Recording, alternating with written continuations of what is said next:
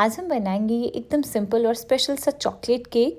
आज के इस केक को बनाने के लिए ना हमें कोई भी मेजरिंग कप्स यानी कि टूल्स की ज़रूरत नहीं है, बल्कि रेगुलर स्टील की कटोरी जो हम घर में रूटीन में यूज़ करते हैं, इससे बनेगा आज का ये चॉकलेट केक। और इस केक का बैटर बनाने के लिए भी ना आपको सिर्फ 1 मिनट का टाइम लगेगा, और अगर आप एक बिगिनर भी हैं तब भी आप एकदम परफेक्ट केक बना लेंगे, ये मेरी गारंटी है आपसे। तो ज़रूर ट्राई करिएगा इस रेसिपी को। तो जैसे कि आप सब जानते ही हैं कि केक बनाने के लिए हमें इस तरह के स्पेशल से मेजरिंग कप्स या स्पून्स चाहिए रहते हैं, बट आज का ये केक इसीलिए स्पेशल है क्योंकि ऐसा कोई भी मेजरिंग स्पून हम यूज़ नहीं करेंगे, बल्कि हमें चाहिए एक कटोरी। स्टील की, कांच की, कोई सी भी कटोरी आप ले सकते हो। बस सिर्फ एक चीज़ का ध्यान रखिएगा कि एक ही साइज़ की कटोरी लेनी है, यानी कि एक ही कटोरी लेनी है, और सारी मेजरमेंट्स इसी एक कटोरी से ही करेंगे। तो सबसे पहले जहाँ पे भी आपको कप के बारे में बताया जाएगा, 1 कप, आधा कप, वहाँ पे हम ये कटोरी यूज़ करेंगे। और जहाँ पे भी चम्मच की बात आएगी, 1 टेबल स्पून यानी कि बड़ा वाला चम्मच, तो उसमें नॉर्मल चम्मच लेना है जिससे हम ये दाल सब्ज़ी खाते हैं। और जहाँ पे 1 टीस्पून की मैं बात करूँगी, वहाँ पे हम लेंगे ये छोटा वाला चम्मच जिससे हम चीनी, चाय पत्ती मेजर करते हैं।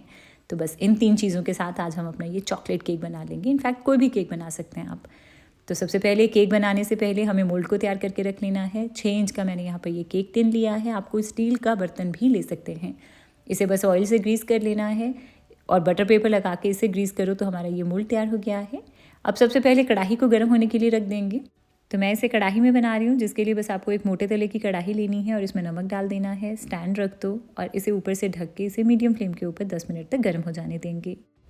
और आज का ये जो केक हम बना रहे हैं ना, इसके लिए कोई मेजरिंग कप्स तो हम यूज़ नहीं कर रहे हैं। और साथ ही में इसका जो केक बैटर है ना, इसे बनाने के लिए आपको सिर्फ 1 मिनट का टाइम लगेगा। तो इसके लिए ना आपको सबसे पहले इस तरह का एक ब्लेंडर जार लेना है, मिक्सर वाला, और लेनी है एक कटोरी जिसे आज हम मेजरिंग कप्स की तरह यूज़ करेंगे। तो जहाँ पर मैं बोलूँगी 1 कप यानी कि 1 कटोरी, तो सबसे पहला इंग्रेडिएंट जो हम इसमें डालेंगे वो है ऑयल। तो हमें लेना है 1/4 कप यानी कि 1/4 कटोरी ऑयल। तो 1/4 का मतलब होता है कि आधी कटोरी का भी आधा पोर्शन हमें ऑयल लेना है। तो ये जो 1/4 कप यानी कि 1/4 कटोरी ऑयल लिया है, इसे हम डाल देंगे ब्लेंडर जार में और इसी में ही सारे इंग्रेडिएंट्स ऐड करेंगे। तो सेकंड इंग्रेडिएंट है 1/3 कप जितनी दही। 1/3 कप का मतलब होता है कि इस कटोरी को 3 हिस्सों में अगर हम बराबर बराबर डिवाइड करें तो उसमें से 1 हिस्सा हमें दही का लेना है। तो दही के बाद अब इसमें जाएगी आधा कप प्लस 2 बड़े चम्मच जितनी पिसी हुई चीनी।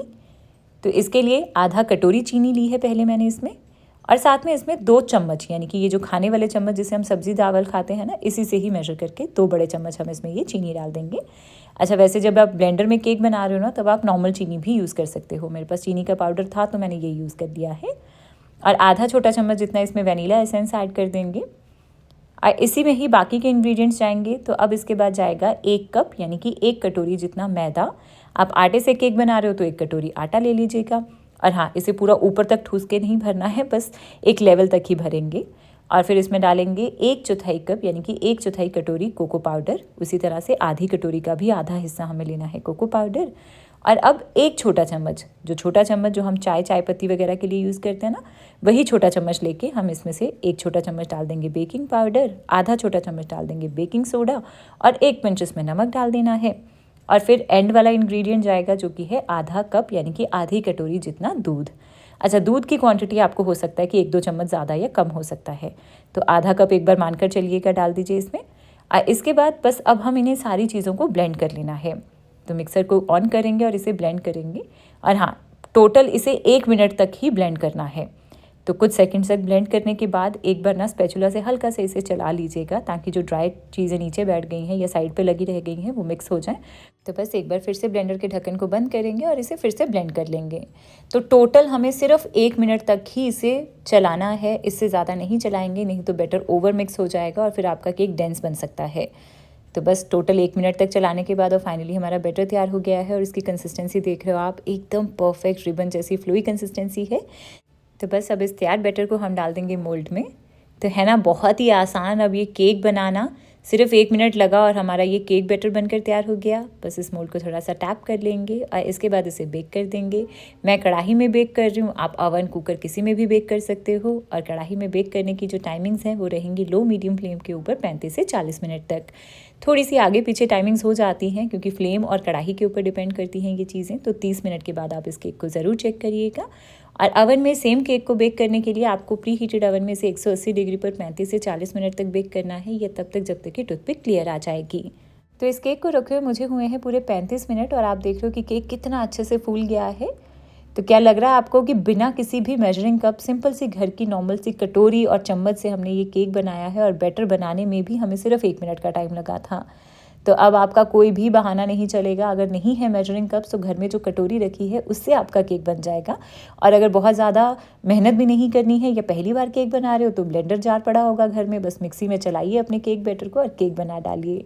तो अब किसी भी तरह के केक को आप घर पर बना सकते हैं, ये मेरी गारंटी है आपसे।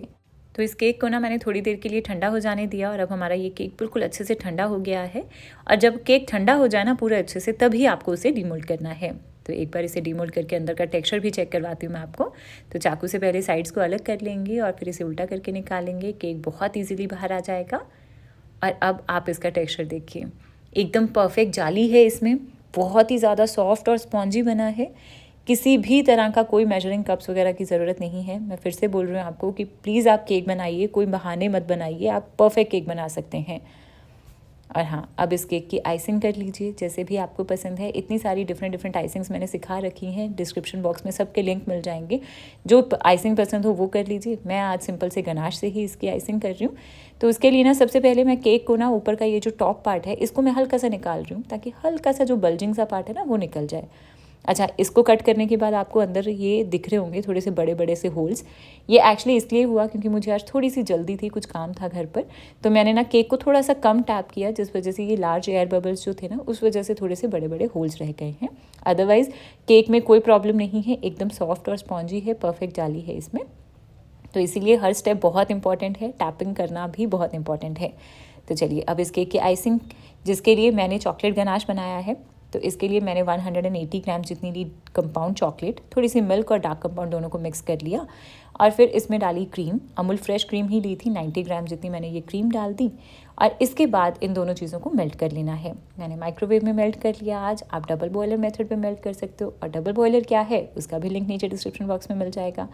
तो बस ये गनाश भी तैयार हो गया है। इसे 5-7 मिनट के लिए एक साइड पर रख देंगे ताकि ये हल्का सा ठंडा होकर रूम टेम्परेचर पर आ जाए। तो बस अब हमारा गनाश भी तैयार है। तो मैं अपने पूरे केक को ना गनाश से कवर कर रही हूँ। तो इसके लिए सबसे पहले मैं केक को उल्टा करके रख रही हूँ। ऐसा क्यों कर रही हूँ? क्योंकि ऊपर थोड़े से होल्स हैं ना, तो अगर ऐसे डालूंगी ना तो सारा गनाश अंदर चला जाएगा। वैसे वो खाने में तो बहुत टेस्टी लगेगा, बट आप लोगों को देखने में अच्छा नहीं लगेगा। तो इसलिए मैंने इसको उल्टा करके रखा और इसके ऊपर डाल दिया ये गनाश, और पूरे केक को मैंने गनाश से ही कवर कर लिया है। इस तरह से सिंपल गार्निशिंग कर सकते हो आप अगर आप पहली बार केक बना रहे हो। अच्छा, इस तरह से गनाश से कवर करके ना मैंने केक को सिर्फ 5 मिनट के लिए एक बार फ्रिज में रखा था, ताकि गनाश हल्का सा सेट हो जाए, क्योंकि मुझे इसके साइड पे ना हल्का पैटर्न बनाना है। तो इस तरह से केक कोम के साथ मैं पहले साइड पे पैटर्न बना रही हूँ, और फिर इसके ऊपर की साइड पे भी पैटर्न बना देंगे। अच्छा, वैसे ये वाले स्टेप के लिए भी ज़रूरी नहीं है कि आपको केक कोम चाहिए, आप चम्मच से या फिर फोक के साथ भी ये डिज़ाइन बना सकते हो। अगर वो जानना चाहते हो तो बताइएगा कमेंट सेक्शन में, मैं शेयर कर दूँगी। और अब फाइनल गार्निशिंग के लिए सेंटर में मेरे पास जैम रखी थी, तो मैं मिक्स फ्रूट जैम रख रही हूँ। आप चेरी रख सकते हो, और थोड़े से चॉकलेट वेफर्स लगा के फाइनली हमारा आज का ये चॉकलेट केक बन गया है। तो है ना, आप बहुत ही आसान घर पर केक बनाना। तो इस तरह से बिना मेजरिंग कप्स के आप कटोरी चम्मच से भी किसी भी तरह का केक बना सकते हैं, एकदम परफेक्ट बनेगा। तो ट्राई करिए अब मेरी इन रेसिपीज़ को। कोई भी प्रॉब्लम आती है तो प्लीज़ मुझे ज़रूर पूछिएगा कमेंट सेक्शन में। और अगर रेसिपी पसंद आ रही हो तो प्लीज़ वीडियो को लाइक कर दीजिएगा और चैनल को सब्सक्राइब करना ना भूलें।